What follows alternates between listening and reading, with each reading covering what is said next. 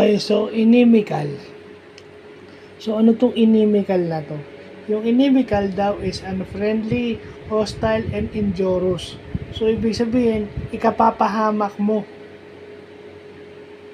Yung pag sinabi mong hostile environment o inimical environment, ikapapahamak mo pag pumunta ka sa lugar na yun. So, bakit na-discover ko tong word na to? Ito yung word na nakalagay sa Administrative Code of 1987 na yung dual allegiance daw inimical. So, inuna muna natin yung word na inimical para mag-improve yung ating English vocabulary. Kaya nga maraming mga tao ang minsan ayaw na magbasa ng batas kung di sila abogado. At abogado at notaryo. Kasi dahil doon sa mga English word na kailangan nilang pag-aralan. So, yun lang ibig sabihin, hostile, unfriendly, and injurious, yung inimical na yan. So, yun lang po.